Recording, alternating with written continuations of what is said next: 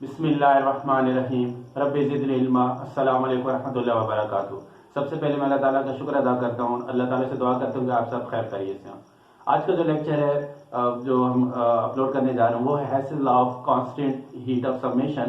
लेकिन उससे पहले हम जिस लेक्चर नंबर 2 से रिलेटेड कुछ डेफिनेशन उनको हम डिस्कस कर लेते हैं, फिर हम जो है हेसल लॉ पर डिस्कस करेंगे।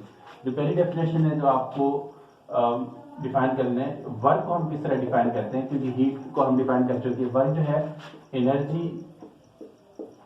Is transferred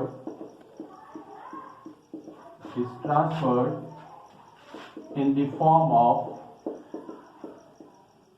of work when there is no difference in the temperature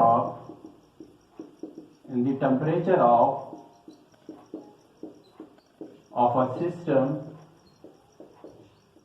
and its surrounding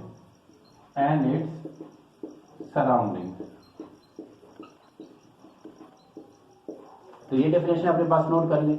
इसके अलावा नेक्स्ट डेफिनेशन जो मैंने लेक्चर नंबर 2 में हम जैसे स्टेट फंक्शन या स्टेट वेरिएबल्स क्या होते हैं, नेक्स्ट डेफिनेशन है स्टेट वेरिएबल्स या स्टेट फंक्शंस। स्टेट फंक्शंस भी कहते हैं इनको और state variables. The fundamental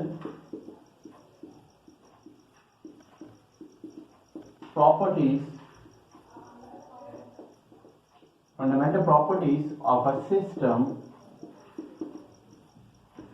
which completely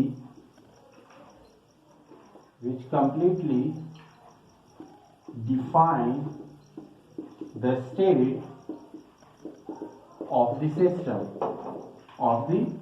system are called state function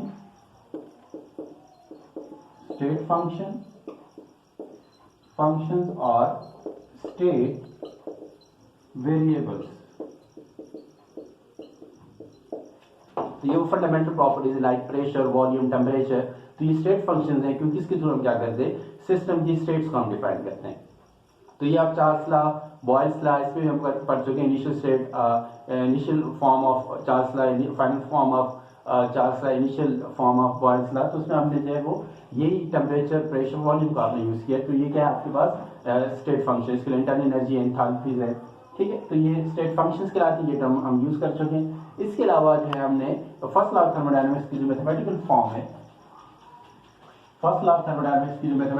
हमारे पास क्या है, delta E equal to Q W. तो अगर हीट एब्जॉर्प्शन है, और is added to a system, तो हम क्या कहते हैं कि उसमें वो पॉजिटिव वैल्यू लेना है, ठीक है। हीट एब्जॉर्प्शन है और is added to a system, हम पॉजिटिव वैल्यू होती है उसकी। इसके अलावा हीट लिबरेशन और given out by the system जो है उस वक्त वैल्यू हम क्या लेते हैं, नेगेटिव वैल्यू लेते हैं, ठीक है।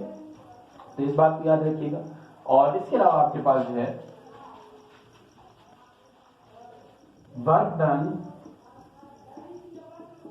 Work done by the system, जो कि एक्सपेंशन वर्क है, यानी कि एक्सपेंशन, ये आप क्या लेते हैं, पॉजिटिव वैल्यू आपके पास होती है, ठीक है। और इसमें क्या होता है कि जो चेंज इन वॉल्यूम है वो क्या आपके पास पॉजिटिव है, and V2 is greater than V1, यानी कि फाइनल वॉल्यूम जो होता है वो ग्रेटर देन होता है V1 के, ठीक है। तो ये work done by the system है, एक्सपेंशन वर्क है। इसके बाद है आपके पास work done on the system, आप इसको क्या कह सकते हैं, कॉन्ट्रैक्शन भी कह सकते हैं या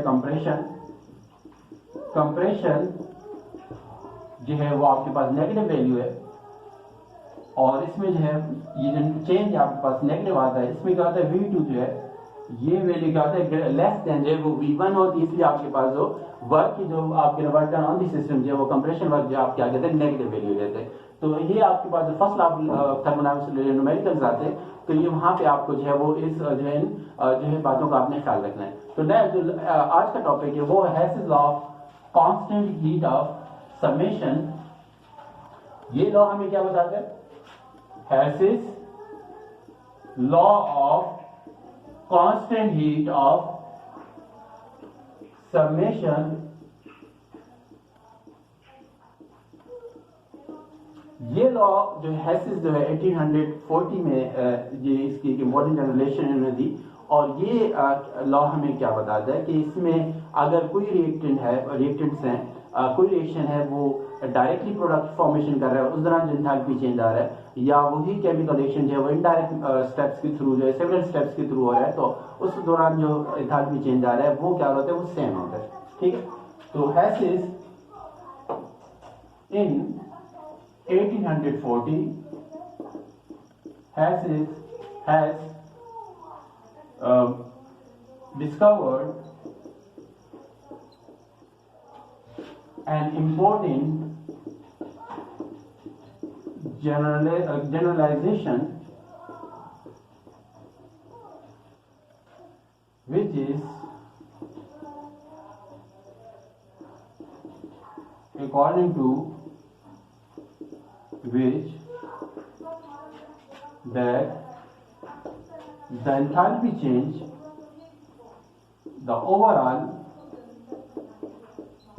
enthalpy change is same whether the reaction takes place in one step or in several steps। तो इसके अकॉर्डिंगली क्या है कि अगर कोई रिएक्शन है वो एक स्टेप में कंप्लीट हो रहा है, प्रोडक्ट फॉर्म कर रहा है, या वही रिएक्टेंट जो है वो डिफरेंट स्टेप्स को फॉलो करते हुए वही प्रोडक्ट बना रहे हैं, तो ओवरऑल जो एंथैल्पी चेंज है वो क्या है, सेम रहेगा। हम इसकी एग्जांपल वो कर लेते हैं, जनरल एग्जांपल हम डिस्कस कर लेते हैं मिसाल के तौर पर आपके पास। लेकिन ये जो एंथैल्पी चेंज है वो इनिशियल एंड फाइनल स्टेट पे डिपेंड करती है। ठीक है, the enthalpy change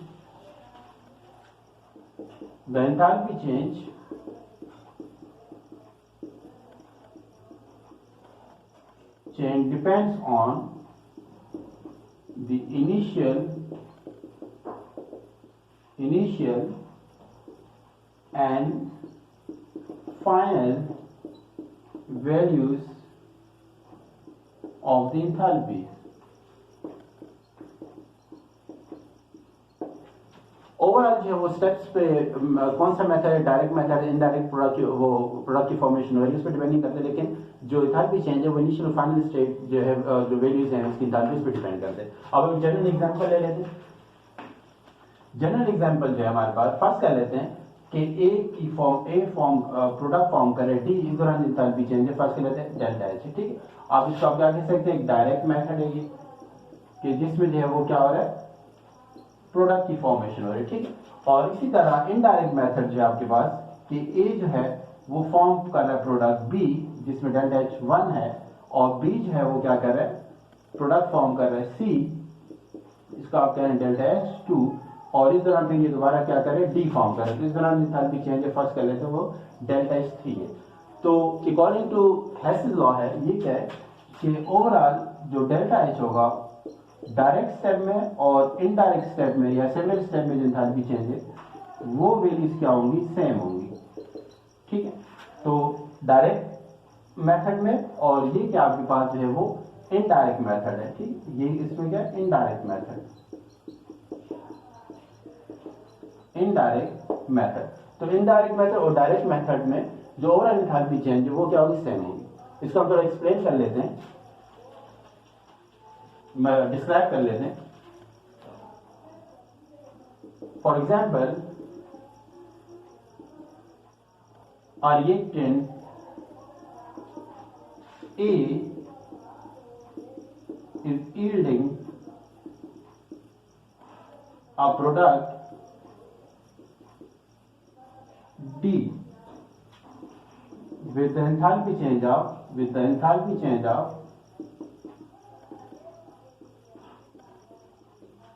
delta H in a direct method, ठीक है। डायरेक्ट मेथड उसमें जो है वो ए क्या फॉर्म करे, डी की प्रोडक्ट की फॉर्मेशन हो रही है, एंथैल्पी चेंज है वो डेल्टा एच है, ठीक है। इसी तरह आप करेंगे in an indirect method or in several steps. First, the reactant A is forming the product B with the enthalpy change of delta H1, ठीक है। Then the product B forms the product C with the enthalpy change of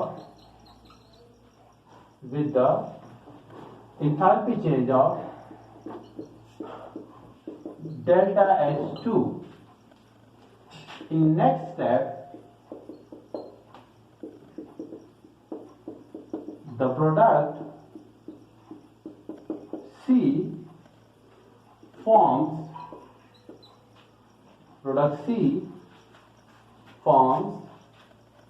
the final desired product D with the change in the enthalpy of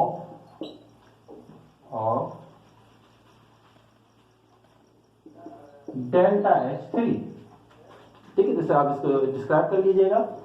so enthalpy change in delta H will be equal to delta H1 delta H2 plus delta H3, ठीक है। तो ये आप इसको describe कर लीजिएगा, तो ये आपका एक प्रॉपर आंसर बन रहा है। इसके अलावा हम एक रियल एग्जांपल ले लें जो आपकी बुक में गिवन है, उसको भी आप इस तरह क्या कर सकते हैं, यही वर्डिंग आप यूज करके आप क्या करते हैं, डिस्क्राइब कर सकते हैं। मिसाल के तौर आपके पास एक एग्जांपल है बुक में कि इसमें कार्बन डाइऑक्साइड है, वो 2 मोल्स ऑफ सोडियम हाइड्रोक्साइड के साथ जो इसके रिएक्शन हो रहा है, और इसमें जो एंथैल्पी चेंज आ रहा है -90 किलो जूल पर मोल, और इस दौरान की फॉर्मेशन जो हो रही है वो सोडियम कार्बोनेट और किस चीज की हो रही है, वाटर की हो रही है, ठीक है। तो ये डायरेक्ट मेथड है, इसमें आप 1 और 2 मोल रेशियो ले रहे हैं, 1 एंड 2 मोल रेशियो। जो इनडायरेक्ट मेथड है उसमें क्या करते हैं, ये डायरेक्ट मेथड है। इनडायरेक्ट मेथड में आप कार्बन डाइऑक्साइड और 1 मोल जो रेशियो आप ले रहे हैं, आप इसको कंट्रोल कर रहे हैं 1:1 के रेशियो से, तो आपके पास जो प्रोडक्ट फॉर्मेशन हो रही है वो सोडियम बाइकार्बोनेट की हो रही है, और इस दौरान एंथैल्पी चेंज आ रहा है -49 किलो जूल पर मोल की फॉर्मेशन हो रही है, ठीक है।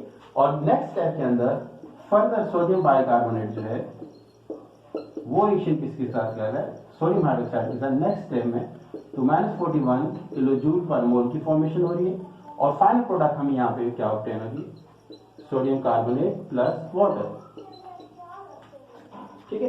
तो इस दौरान अगर आप देखें -49 और 41 ये डायरेक्ट मेथड है, ठीक है, और ये जो है आपके पास स्टेप 1 एंड स्टेप 2, ये 2 स्टेप में रिएक्शन हो रहा है। इसमें आपने मोल रेशियो को कंट्रोल किया हुआ 1:1, और यहाँ 1 और 2 के रेशियो में डायरेक्टली आपके पास ये फाइनल प्रोडक्ट आ रही है, और -90 किलो जूल पर मोल के जो है वो एंथैल्पी क्या है, चेंज आ रहा है। और इसमें फर्स्ट स्टेप में -49 किलो जूल पर मोल, नेक्स्ट स्टेप में -41 किलो। अगर आप इन दोनों को सम करें तो आपके पास इन दोनों को आप सम करेंगे 2 स्टेप्स की एंथैल्पी को, तो वो इक्वल आएगी -90 किलो जूल, ठीक है। तो इसको हम सम कर लेते हैं। Delta H will be equal to delta H1 delta H2, तो यहाँ -90 डायरेक्ट, और यहाँ -49 किलो जूल पर मोल और प्लस -41 किलो जूल पर मोल। ठीक, तो ये -49 -41, ठीक, तो किलो जूल पर मोल, तो -90 किलो जूल पर मोल। तो ये आपके पास जो आंसर आ रहा है वो क्या है, इक्वल एंथैल्पी चेंज आ रही है, -90 किलो जूल पर मोल, -90 किलो जूल पर मोल। ठीक है, तो आप इसको वैसे एक्सप्लेन कर लीजिएगा, डिस्क्राइब कीजिए जिस तरह आपने जनरल एग्जाम्पल को आप कहेंगे कि in direct method 1 mole of carbon dioxide reacts with 2 moles of sodium hydroxide to form 1 mole of sodium carbonate and water, and during this direct method the enthalpy change is -90 kJ per mole. In indirect method, firstly 1 mole of carbon dioxide reacts with 1 mole of sodium hydroxide to form 1 mole of sodium bicarbonate, and during this step, in first step, the enthalpy change is equal to -49 kJ per mole. In second step, sodium bicarbonate further reacts with 1 mole of sodium hydroxide to form 1 mole of sodium carbonate and water, means final product, and the enthalpy change is -41 kJ per mole. So overall enthalpy change will be same in direct method and indirect method. उम्मीद है कि आपको जो है वो हेसिस law के जो concept है वो क्लियर हो गया होगा। इसके अलावा आपसे एप्लीकेशंस के बारे में पूछा जाता है, तो अब देखिए यहाँ पे हमने क्या किया, जो केमिकल रिएक्शंस हैं, ठीक है, तो डेफिनेटली ये है थर्मोकेमिकल रिएक्शंस, क्योंकि इसमें क्या आ रहा है, जो है वो इंथैल्पी चेंज आ रहा है। इसके अलावा हीट जो है वो क्या हो रही है, डेफिनेटली इसमें हीट जो है वो आपके पास रिलीज हो रही है क्योंकि नेगेटिव वेव्स आ रही है। तो ये जो है थर्मोकेमिकल रिएक्शंस एक्चुअली एग्जांपल्स हैं। इसके अलावा आप देखें इसमें हमने क्या किया, थर्मोकेमिकल रिएक्शंस को हमने क्या किया, ऐड किया। तो थर्मोकेमिकल रिएक्शंस को जो है वो क्या किया जा सकता है, जो है वो आप क्या कर सकते हैं, इनमें जो है वो हेस लॉ की बेस पे आप क्या करते हैं कि इनमें आप क्या करते हैं, इनको आप सब्ट्रैक्ट करते हैं, मल्टीप्लाई करते हैं और डिवाइड कर सकते हैं। और क्या किया जाता है इसमें, आप जो है वो हीट ऑफ फॉर्मेशन एक्चुअली आप फाइंड करते हैं उन तमाम केमिकल रिएक्शन में जहां पे आप हीट ऑफ फॉर्मेशन या हीट ऑफ रिएक्शन जो वो डायरेक्टली आप नहीं कैलकुलेट कर सकते या मेजर कर सकते, तो आप क्या कर सकते हैं, हम इनडायरेक्टली हम क्या करते हैं, हेस लॉ की मदद से heat of formation heat of reactions को कैलकुलेट करते हैं। तो आपके पास एप्लीकेशन है, applications of Hess's law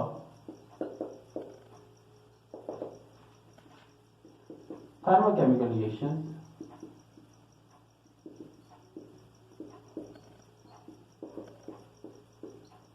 can be added,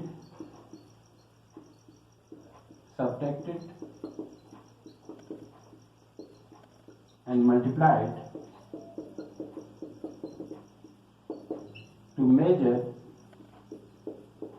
or calculate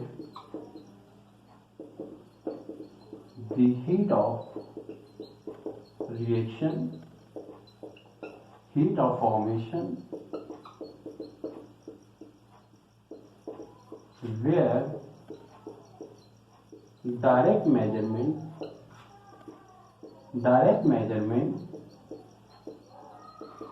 is not possible।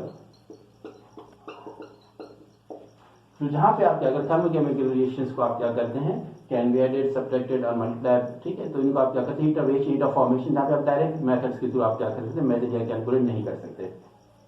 इसके अलावा जो है आपके पास जो है वो हीट ऑफ फॉर्मेशन को हम किस तरह डिफाइन करते हैं, इसके अलावा स्टैंडर्ड हीट ऑफ फॉर्मेशन क्या है, ठीक है, इनको हम डिफाइन कर लेते हैं।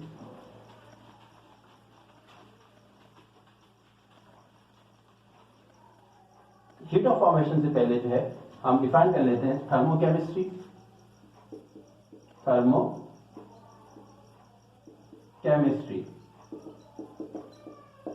थर्मोकेमिस्ट्री क्या है, the study of heat absorption या heat evolution during chemical reaction, ठीक है, the measurement and calculation of heat absorption या heat release during thermochemical reaction, जो हम इसमें किसमें स्टडी कर रहे थे, थर्मोकेमिस्ट्री के अंदर। इसके अलावा आपके पास the measurement or calculation of heat evolved or absorbed during the chemical reactions,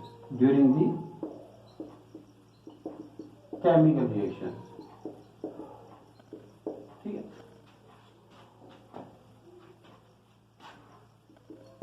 done in thermochemistry. In thermochemistry, we measure and calculate the heat evolved or absorption during thermochemical reaction. तो ये जो branch है physical science, इसका हम क्या कहते हैं, thermochemistry. इसके अलावा आपके पास क्या है, हीट ऑफ फॉर्मेशन. आप कह सकते हैं heat of formation, heat of formation, the amount of heat liberated or absorbed during the formation of 1 mole of substance from its elements. ठीक है. तो इसमें जो हीट, जो अमाउंट ऑफ हीट इवॉल्व हो रही है, एब्जॉर्ब हो रही है for the formation 1 mole of substance from its elements, तो आप क्या कहते हैं, हीट ऑफ फॉर्मेशन है. स्टैंडर्ड हीट ऑफ फॉर्मेशन क्या है कि अगर आपके पास रिएक्टेंट और प्रोडक्ट्स के जो है वो यूनिटी, उनके जो मोल्स हैं आपके पास जो है वो 1 मोल है. अगर the amount of heat liberated or absorbed during formation of 1 mole of a substance from its 1 mole of reactants at 25 degree centigrade and 1 atmospheric pressure, so it's called standard heat of formation. ठीक है. तो आप standard heat of formation की definition कर सकते हैं कि अगर आप heat of formation 25 degree centigrade और 1 एटमॉस्फेरिक प्रेशर पे आप क्या करते हैं, मेजर कर रहे हैं, और इसमें आपके पास रिएक्टेंट जो प्रोडक्ट की मोल्स फॉर्मेशन यूनिटी हो रही है, और इसके अलावा जो रिएक्टेंट्स हैं वो भी आपके पास क्या है, यूनिट मोलर में, यानी 1 मोल ऑफ रिएक्टेंट्स जो हैं वो कंबाइन होकर 1 मोल ऑफ प्रोडक्ट फॉर्म कर रहे हैं 25 डिग्री सेंटीग्रेड 1 एटमॉस्फेयर, हम कहते हैं स्टैंडर्ड हीट ऑफ फॉर्मेशन. उम्मीद है कि आज का लेक्चर आपको जो क्लियर है वो कॉन्सेप्ट, जो हेस्ट लॉ से रिलेटेड जो कॉन्सेप्ट क्लियर हो गया होगा. अपनी दुआ में याद रखिएगा. अस्सलाम वालेकुम रहमतुल्लाहि व बरकातहू. अल्लाह हाफिज़.